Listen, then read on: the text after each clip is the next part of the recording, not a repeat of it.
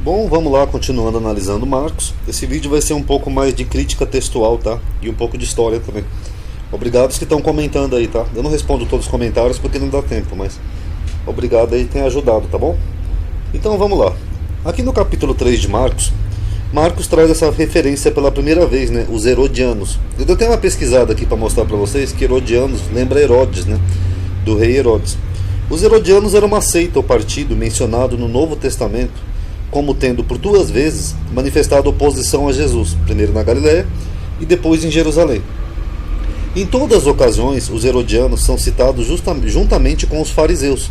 Em Marcos 3,6, que é esse versículo aqui, os fariseus começam a conspirar contra Jesus por causa de suas ações no sábado e atrair os herodianos para o complô. Em Marcos 8,15, Jesus reconheceu que a aliança entre estes era uma ameaça. Em Marcos 12,13, fariseus e herodianos, depois de enviar uma delegação para investigar e desafiar o que Jesus estava ensinando em Jerusalém, elogiam-no em conjunto por sua honestidade e imparcialidade, antes de perguntar-lhe sobre os impostos pagos aos romanos. Então, era uma seita ou um grupo da época, herodianos. Eles são citados ainda em Mateus 22,16, Lucas 13:31-32 e Atos 4:27. Segundo alguns estudiosos, os mensageiros e soldados de Herodes Antipas eram os herodianos. Outros defendem que eles eram provavelmente um partido político público, que se distinguia dos outros, dois grandes partidos do judaísmo pós-exílio, os fariseus e os saduceus, por terem se aliado a Herodes, o Grande, e sua dinastia. É possível que para conseguir aliados, o partido herodiano possa ter propalado a ideia de que a consolidação de uma dinastia herodiana seria favorável ao objetivo de implantar uma teocracia. Ou seja, é possível que eles achassem que tinham que se unir a Herodes para manter uma teocracia, né, um regime sob a Torá. O que pode ser a explicação para a alegação de Pseudo-Tertuliano na Diverses Homines Haereses 1.1, de que os herodianos consideravam o próprio Herodes como Messias. É possível também, que nem Josefa, né, que chegou a falar que Vespasiano era o Messias, tal, então era possível que eles tivessem esse entendimento, tá bom? Então o fato é que era um grupo que era chamado de Herodianos.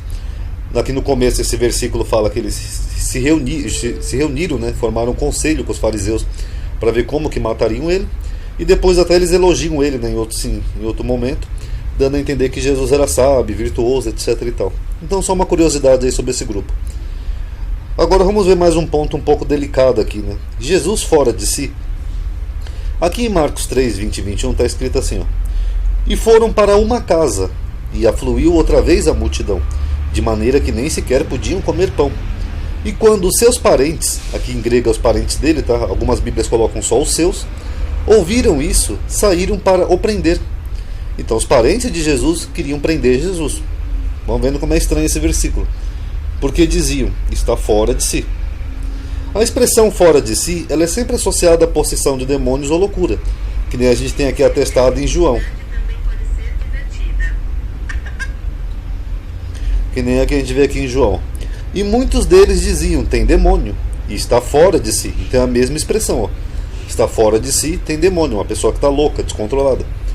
E estes versículos de Marcos, acredita-se que eram depois do versículo 35 de Marcos, e que houve um arranjo para transferir eles para antes, para transferir para os fariseus a crítica dos seus parentes. Então seria assim, ó, o versículo original: chegaram então seus irmãos e sua mãe, e estando fora, mandaram-no chamar. E a multidão estava sentada ao redor dele, e disseram-lhe: eis, tua mãe e teus irmãos te procuram, estão lá fora. Aí ele respondeu dizendo: quem é minha mãe e meus irmãos? E olhando em redor para os que estavam assentados juntos dele, disse: eis aqui minha mãe e meus irmãos. Portanto, qualquer um que fizer a vontade de Deus, esse é meu irmão, minha irmã e minha mãe. E quando os seus parentes ouviram isso, saíram para o prender, porque diziam, está fora de si. Vocês notaram que faz bem mais sentido isso daqui no versículo? Porque aqui, nesse versículo aqui, ó, originalmente na ordem que nós estamos na Bíblia, eles falam que os parentes dele queriam prender ele, que ele estava fora de si, mas eles não dizem o porquê. Só diz assim, ó, afluiu uma multidão, de tal maneira que nem sequer podiam comer pão. Aí os seus parentes ouviram isso e saíram para prender ele. E diziam, está fora de si. Mas por que os parentes dele queriam prender ele aqui? Só porque tinha uma multidão que não dava nem para comer pão? Não. É porque esses versículos provavelmente eram aqui embaixo do 35. Então aí faz sentido porque os parentes dele queriam prendê-lo e porque que eles diziam que ele estava fora de si. Mais uma evidência disso daqui é o seguinte, ó. Os versículos seguintes, esses aqui entre o 22 e o 31, são considerados uma perícope, porque pelo contexto Jesus não havia realizado nenhum exorcismo e ele estava em casa com a família. Aqui, ó. E os escribas que tinham descido de Jerusalém diziam: tem Beelzebu, e pelo príncipe dos demônios expulsa os demônios. Só que Jesus não tinha realizado nenhum exorcismo. Deixa eu mostrar aqui para vocês no texto sem essas divisões que eu fiz aqui, ó. O texto conforme está na Bíblia. Aí vocês vão entender como realmente é confuso. Ó, e foram para casa.